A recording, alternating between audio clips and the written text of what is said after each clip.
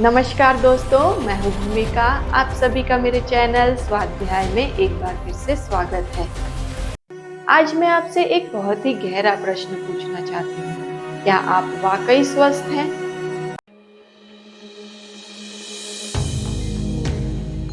अक्सर हम स्वास्थ्य का मतलब बीमार ना होने से लगाते हैं। अगर आपकी ब्लड रिपोर्ट नॉर्मल है, शुगर नॉर्मल है, बीपी ठीक है और आपको बुखार नहीं है, तो आप कहते हैं मैं स्वस्थ हूँ। लेकिन आयुर्वेद में स्वास्थ्य का असली मतलब कुछ और है।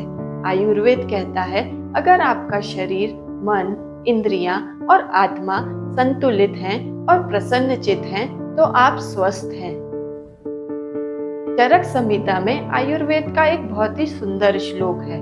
सम दोषा सम अग्निश सम धातु मल क्रिया प्रसन्न आत्म इंद्रिया मन स्वास्थ्य इति भियते। इसका मतलब है जिस व्यक्ति के तीनों दोष वात, पित्त और कफ संतुलित हैं, अग्नि यानी डाइजेशन मजबूत है, मल और धातु ठीक से काम कर रहे हैं, जिसका मन, इंद्रियां और आत्मा प्रसन्न चित्त है, वही व्यक्ति वास्तव में स्वस्थ है। आइए इसे एक एक करके डेली लाइफ एग्जाम्पल से समझते हैं। पहला है समदोषा। समदोषा का मतलब है वात, पित्त और कफ का संतुलित होना। अगर कोई व्यक्ति एसिडिटी, गुस्सा और नींद की कमी से परेशान है, तो इसका मतलब है उसके शरीर में पित्त का इम्बैलेंस है। अगर किसी व्यक्ति का वजन बढ़ रहा है, वह सर्दी, खांसी और आलस से परेशान है, तो इसका मतलब है उसके शरीर में कफ का इम्बैलेंस है। और अगर किसी को गैस, जॉइंट पेन और चिंता बनी रहती है, तो यह वात इम्बैलेंस के संकेत है। तो दोस्तों, आपने देखा कि कैसे हमारा शरीर बीमारी डायग्नोस होने के पहले ही हमें सिग्नल्स देने लगता है। दूसरा है समा अग्नि, जिसका मतलब है डाइजेस्टिव फायर। मान लीजिए दो व्यक्ति सेम प्रकार का खाना खाते हैं। पहला व्यक्ति एक्टिव है, उसका डाइजेशन स्ट्रांग है और वह खाना उसे पोषण दे रहा है, वह खाना खाकर एक्टिव फील करता है। वहीं दूसरा व्यक्ति वही खाना खाकर परेशान होता है, हैवी फील करता है और वह कॉन्स्टिपेशन और एसिडिटी का शिकार हो जाता है।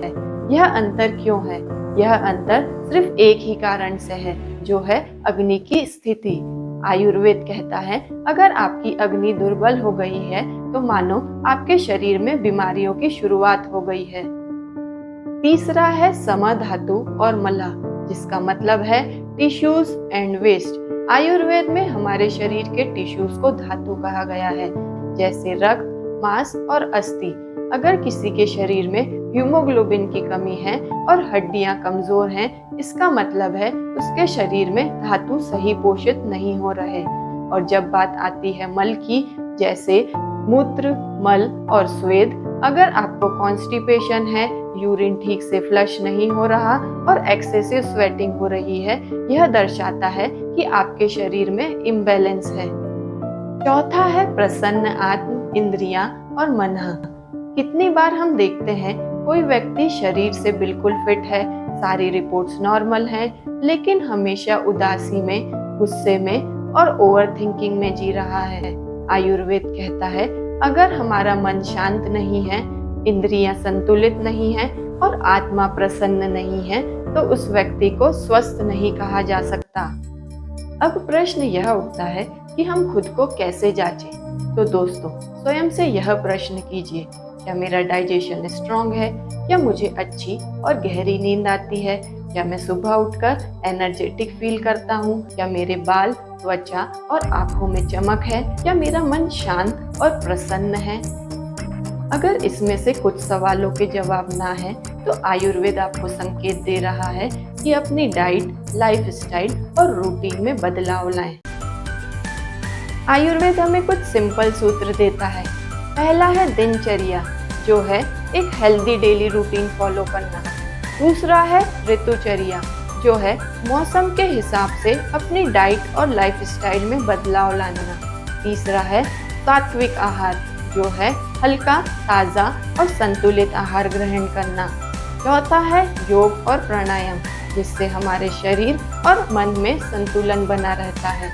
पांचवा है ध्यान, जिससे हमारी आत्मा और मन में शांति और प्रसन्नता बनी रहती है।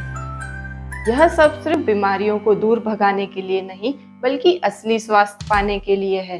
तो दोस्तों, क्या आप स्वस्थ हैं? इसका जवाब आपकी ब्लड रिपोर्ट से नहीं, बल्कि आपके शरीर, मन और आत्मा की स्थिति पर डिपेंड करता है। असली स्वस्थ व्यक्ति वही है जिसकी शरीर, मन और आत्मा हर स्थिति में प्रसन्न और संतुलित रहे।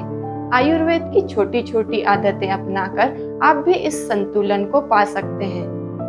धन्यवाद दोस्तों। अगर आपको यह वीडियो पसंद आया है तो इस वीडियो को लाइक करना ना भूलें और चैट बॉक्स में कमेंट करना ना भूलें। अगर आप खुद को जानना चाहते हैं, खुद को गहराई से समझना चाहते हैं, तो मेरे चैनल स्वाध्याय को सब्सक्राइब करना ना भूलें। धन्यवाद।